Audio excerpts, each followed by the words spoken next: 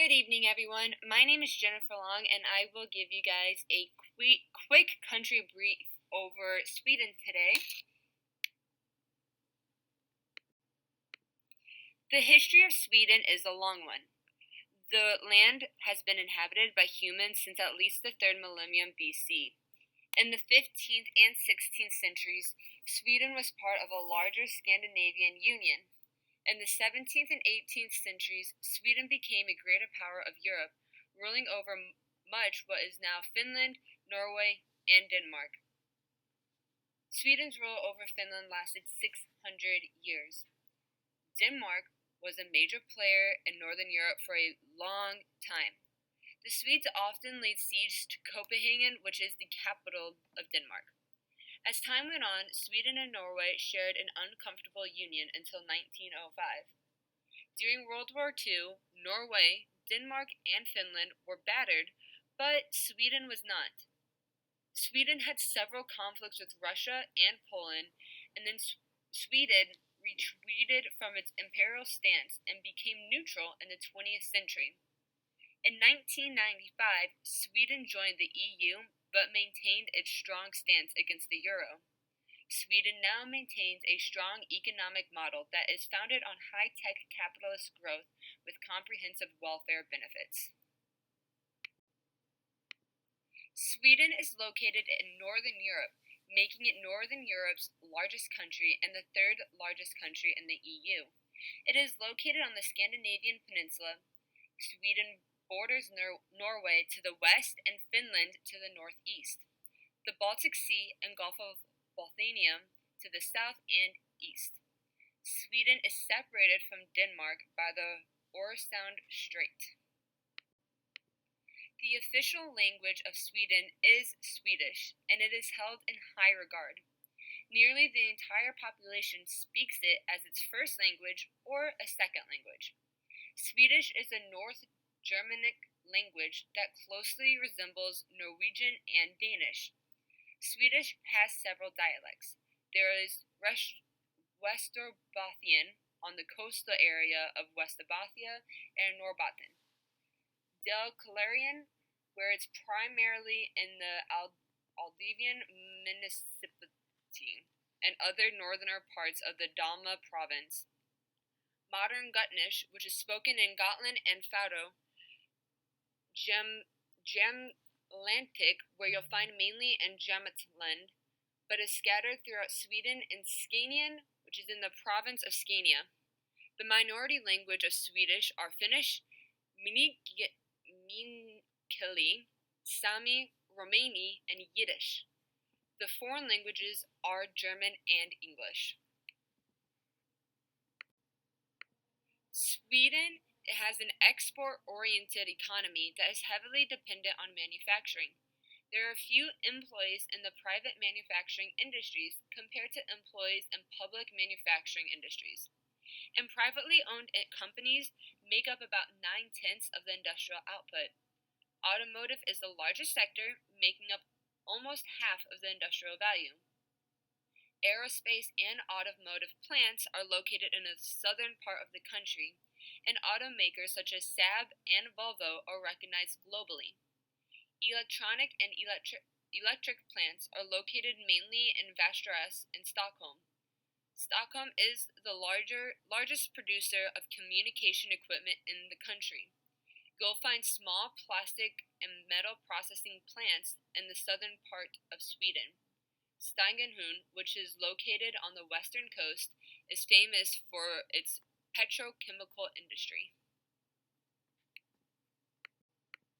Sweden has 15 top trading partners. Germany comes in at number 1 with $17.6 billion in shipments, which makes up 10.6% of Sweden's total exports. Norway comes in second with $17.2 billion with 10.4%. Finland next with $11.5 billion with 6.9%. Denmark with $11.4 billion and 6.9%.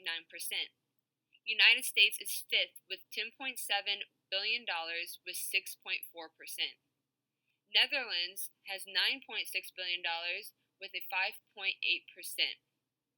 The UK has 9.2 billion with 5.5%. China with $7.7 billion at 4.6%.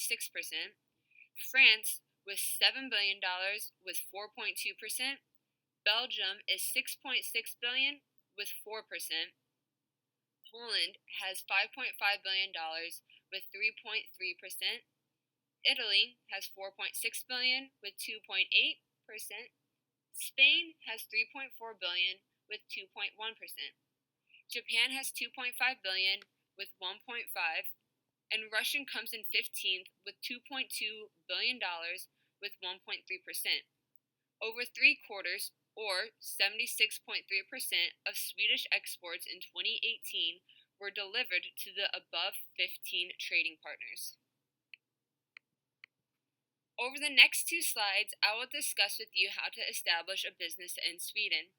I apologize in advance when I mispronounce any Swedish words. It is relatively easy and a straightforward process to start a business. You'll have different options of which type of company you would want to start. They are a limited liability company known as Aktiebolag, a sole trader or Enskilda Näringsidkare, or a trading partnership or handelsbolag, and or a limited partnership, which is known as Kommanditbolag, or a branch called Fila. For a limited liability company that is based and registered in Sweden, it is required to have a certain number of capital, and the company will need to have a board of directors and a manager. When a branch is registered outside of Sweden, it must have a managing director and separate accounts from its foreign parent company. All kinds of companies with more than 10 employees will need to keep a clerk and comply with Swedish accountancy regulations. Swedish-based companies will need to send their accounts annually to Bolagsverket, or the Swedish Companies Registration Office. A branch does not need capital if the parent company is based outside of Sweden, and it may be possible to get tax benefits for the startup period. If you're a limited liability company, you'll need a written statement from the bank assuring that the initial amount for their shares has been paid into an account. Then you'll need to submit an application to the Bolagsverket, which usually takes around 2 weeks to obtain a registration certificate. The next step is to pay the fee for an ordinary filing, which is SEK 2200, and an electric one, which is 1900. Next, the company will need to register with the Swedish tax agency, or Skatteverket.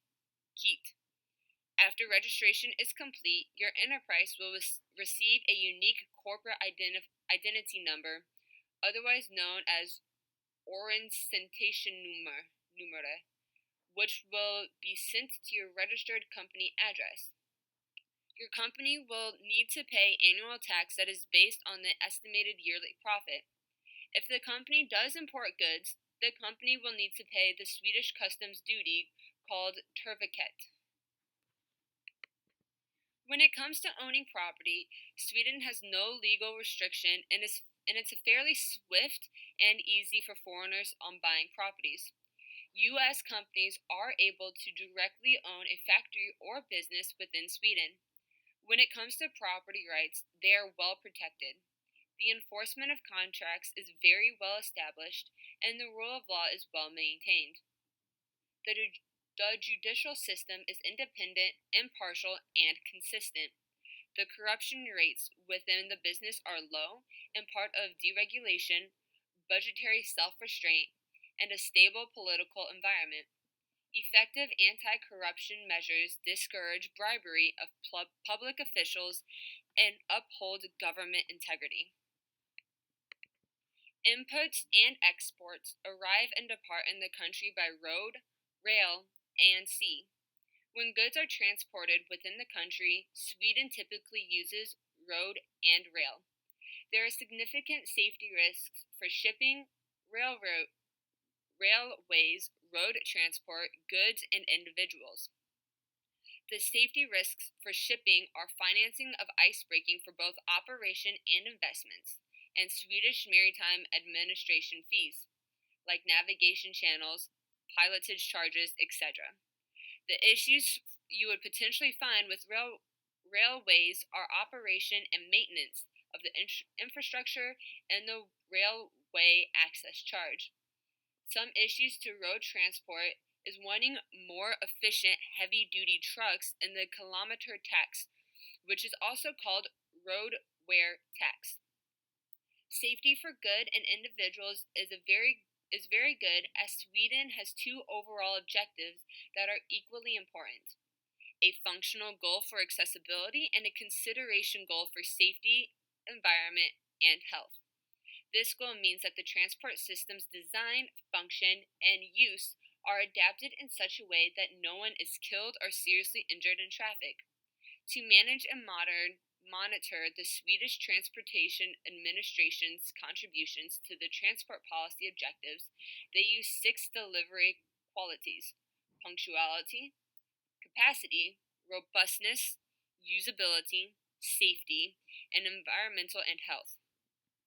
Men are dominant in traveling by car, and women still travel more with public transit. Trains are also a widely used form of transportation that spreads all over the country and connects the major cities. When it comes to business, English is commonly used in the business setting, and so business cards in English are acceptable.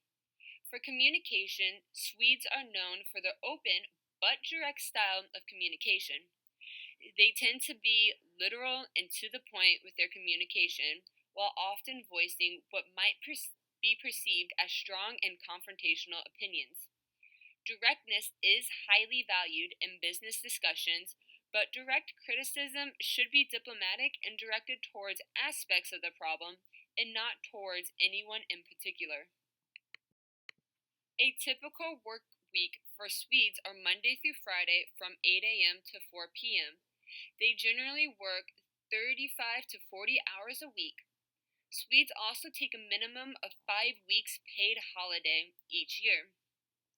The appropriate business dress is conservative, with men wearing suits and ties and women wearing suits or dresses. When you schedule any appointments, they should be scheduled in advance and confirmed a few days beforehand. One should avoid scheduling appointments in July and or December, as they are holiday months. Punctuality is taken very seriously in Sweden, so it's important to arrive at the time specified. So advance warning with explanation is expected if you're running late or no longer able to make it. Business meetings do follow an agenda, and everyone is encouraged to take part in the consensus-seeking debate, but one person speaks at a time. Sweden has a relatively flat company hierarchy, where it creates a relatively informal business structure. Swedes greet each other with a firm handshake and use first names in almost every situation. Within a business, managers take more of a coaching role than a boss and treat all their employees fairly and equally. Decision making can occur at any level. They are encouraged to seek other opinions, and they don't always have to obtain permission or approval from their supervisor. There are several do's and don'ts within Sweden. It is important to respect the Swede's personal space. It is important to avoid comparing Sweden to Finland, Norway, or Denmark. When it comes to criticizing someone, it should be avoided to be done in public. It is also important for you to take time to meet with your Swedish counterparts more than once when trying to do business within the country. When in a discussion with your Swedish counterpart, don't be surprised when Swedish counterparts take a few moments to respond. You don't always want to over-exaggerate or over-display your emotions, because the Swedish pride themselves on their ability to control and present themselves in a sophisticated and respectful manner. It is also important to not wear or do anything that would display or flaunt your status or wealth. The Swedish culture is very egalitarian, utilitarian and therefore does not consider status to be important.